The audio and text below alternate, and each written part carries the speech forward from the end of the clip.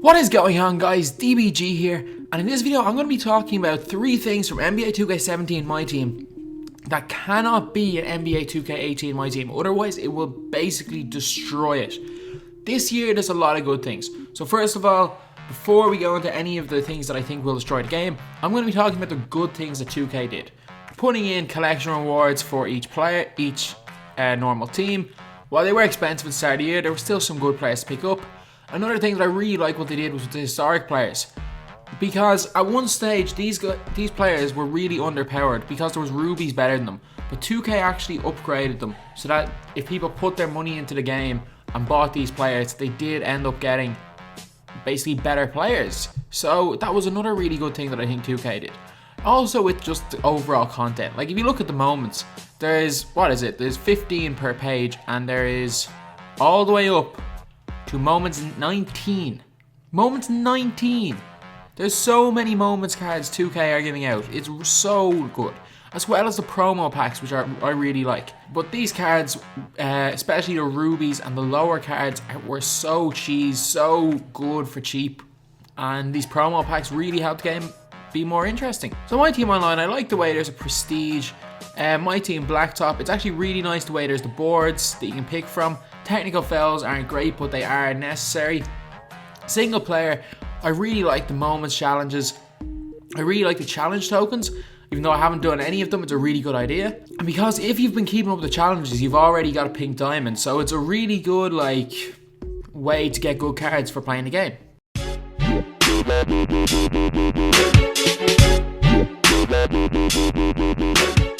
So while 2K did a lot of really good things, there's a lot of bad things as well that to be honest, some of it isn't really 2K's fault. They thought they were doing good and messed up, but a lot of it is. So first of all, honorable mention is going to be the collection lock-ins.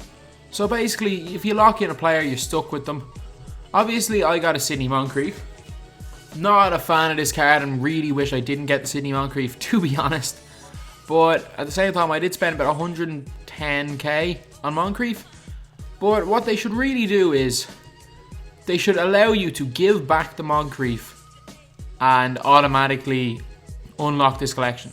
So say if you try out this card, you don't like it, you can just give it back, like the card goes away from your collection, but also these cards are unlocked. They can also allow you to sell the historic reward, basically just meaning that if you lock in a collection, you are not stuck with a player that you may or may not like and an inability to make any MT from the collection. But I haven't looked at the historic collection, but I just remember for this one, there was a while where there was like 2 Mike Dunleavys on the market, there was no Greg Smiths on the market, because everyone is just snapping up these cards as quickly as possible to lock the collections. If it's unlocked, if you can unlock the collections, then it means that there's going to be more of them on the market, they're going to be cheaper, and these cards are going to be, these diamonds are going to be more accessible. And it also means that you won't be seeing like everyone use them at the same time. You might think that's the case, because if the diamond is really good, no one's going to be selling it back to unlock the collection, so it's not going to really change anything. First problem we have got is MyTEAM Online. So basically what they said they were going to do was they were going to match teams up based on overall. They said that as their very first thing what they were doing. Like realistically, if I went out into a game with this team, an 83 overall, that's basically the equivalent of having a full team of silvers or golds. And I went into Road to the Playoffs, or MyTEAM Online, I keep calling it Road to the Playoffs, I'm sorry.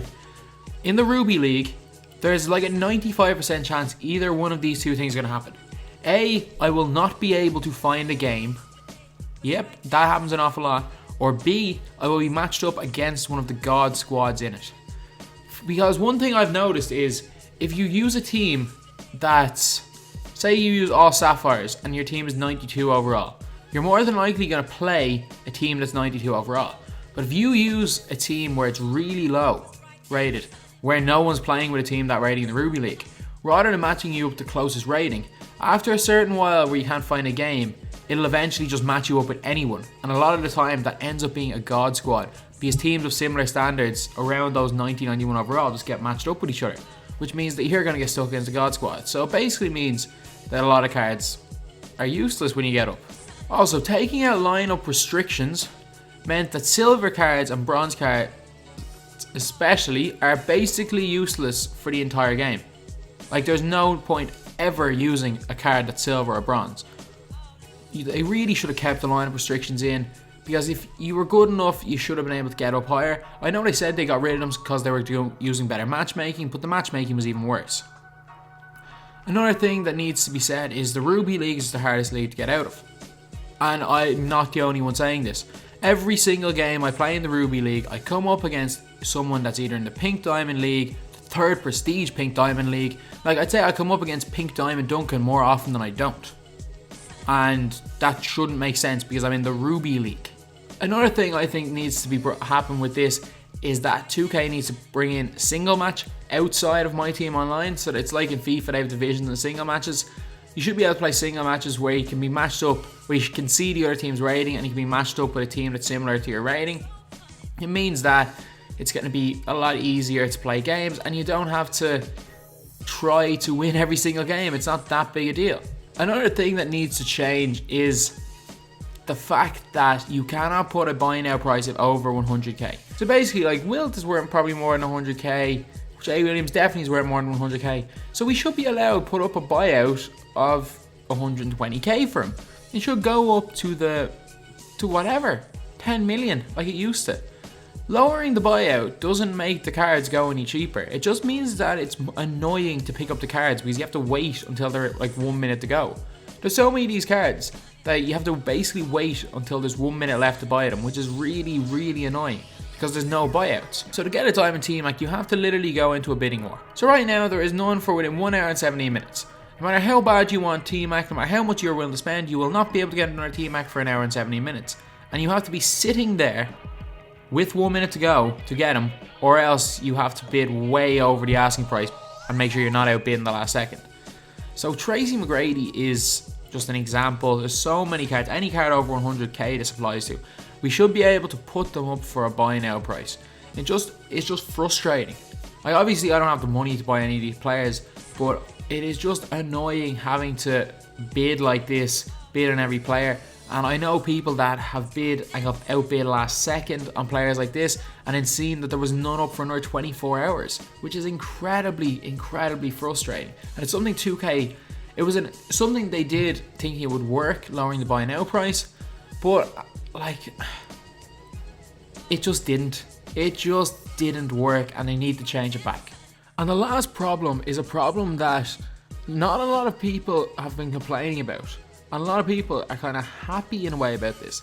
But 2K17 has probably the 10 most overpowered players in 2K history. Basically, these 95 overalls have better stats than 99 overall cards in previous games. A lot of the rubies have got the stats that would have been 95 overall in previous games. So basically, we're all running around. If you're running around with a team of all 95s plus, if you're running around with the likes of Paul Pierce, who's just incredible, even if you're running around like Nate Archibald, I think Paul Pierce, Archibald, Mello, T-Mac, and who else? I'm trying to think. KD, Diamond. All of them are 99 overall pink diamonds, and they're all better stats wise than the 99 LeBron James from NBA 2K14. I looked up the stats. So all these diamonds are like playing with 99 overall incredible cards from a couple of years ago.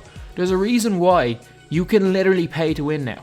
If you pay for these incredibly overpowered players, you can literally beat everybody.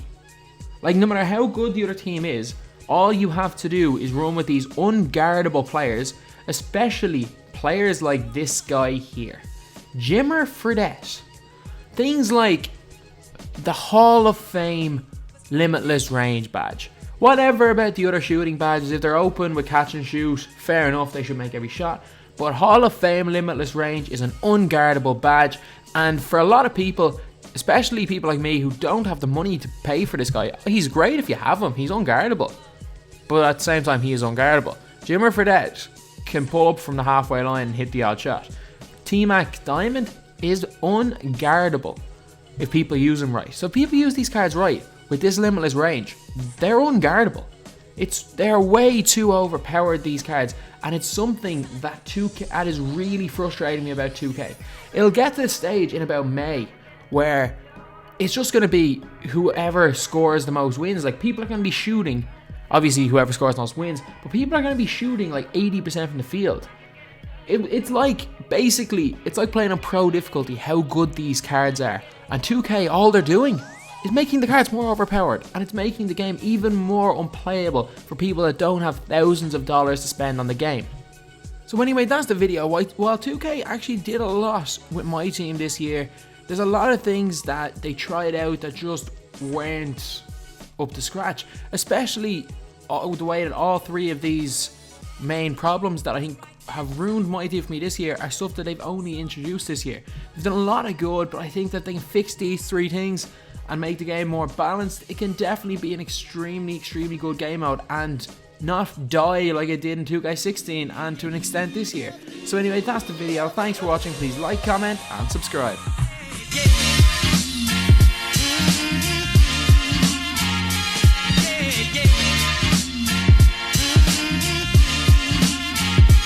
Once again.